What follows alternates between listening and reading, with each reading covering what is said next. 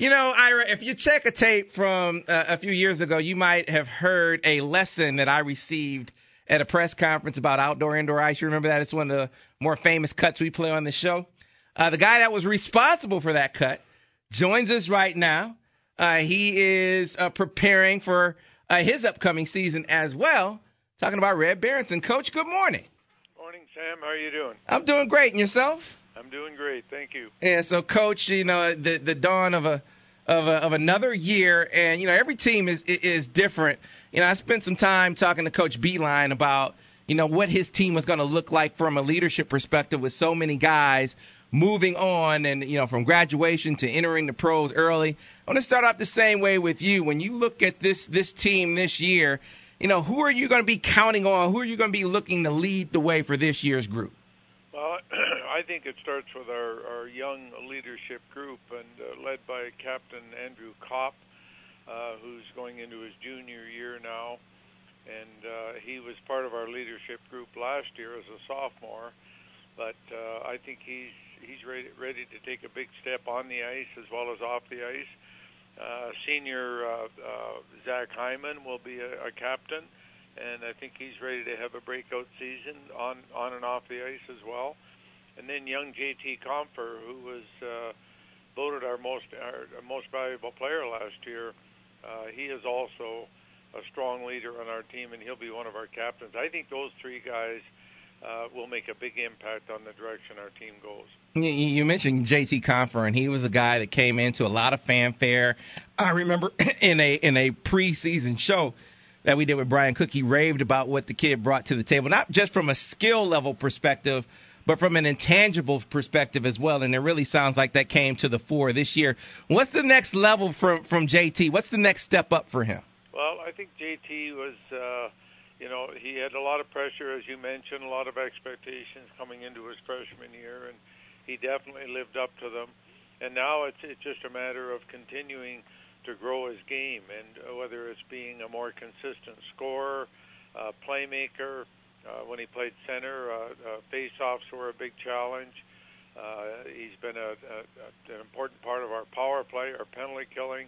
Like he's like a young Andrew Kopp. They do it all, but then they work hard and they set an example for the rest of our team. So I just see JT even elevating his game again this year. One of the more interesting things to follow last year, Coach, at least from a fan perspective, was in net. You obviously you had Steve Racine, but then Nagelfort really came on and gave you something there as well. How does that dynamic play out this year? Is it going to be you try to find one guy and that be your main guy, or are we going to see both guys a healthy amount this year? Well, Sam, you could ask that question on an annual basis, and because it has been an interesting question ever since Sean Hunwick graduated. But there's no doubt this year will be a little different than last year. Racine was our starter last year going into the year. Nagelfort was an unknown, and he definitely came into his own when Racine got hurt, if you remember, and ran off about 7 wins in a row and really played well for us. And then down the stretch run, we went back to Nagelfort.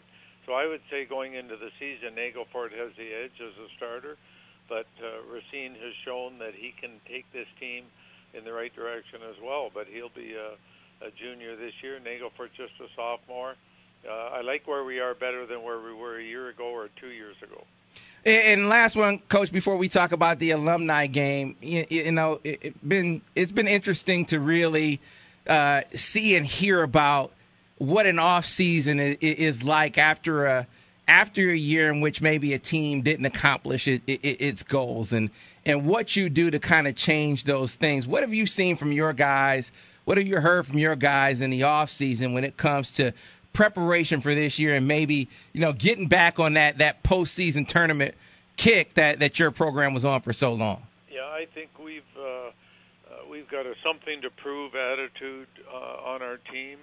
I think there's some subtle confidence there, but there's a more determined, dedicated attitude. I think that comes from our new leadership, as well as our young guys that came in last year and were disappointed at the outcome.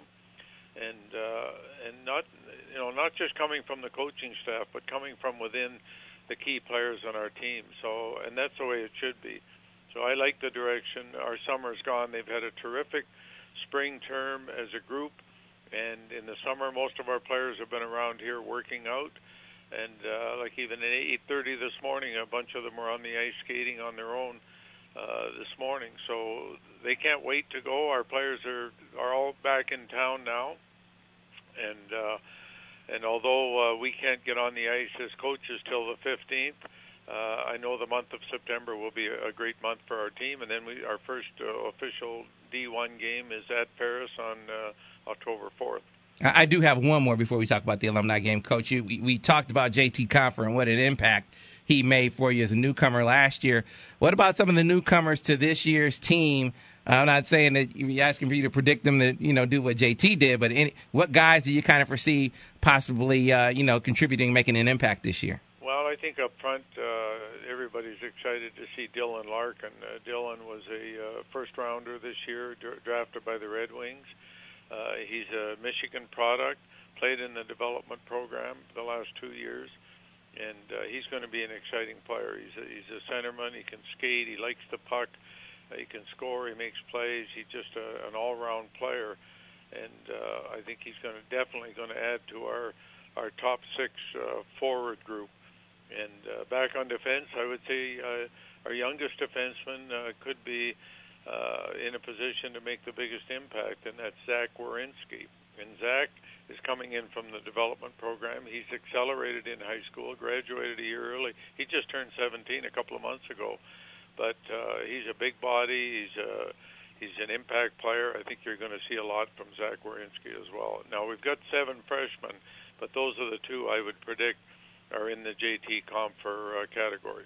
All right. Well, Coach, that brings us to your annual alumni game. It's going to take place tonight. The festivities begin. The 2 games will take place. The first at 5:30, and you got a ton of guys coming back. Kind of give us an idea of what the night will entail and some of the guys that are coming back.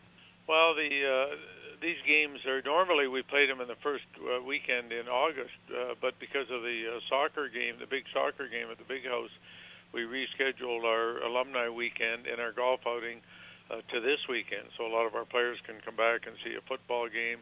We'll have a golf outing on Sunday. But tonight will be old-timer hockey. So you'll see some old-timers.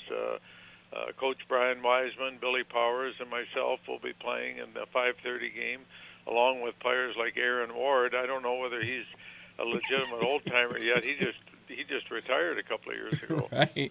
But we've got some good players in that game, and that's at 5:30. Steve Shields will be playing as well.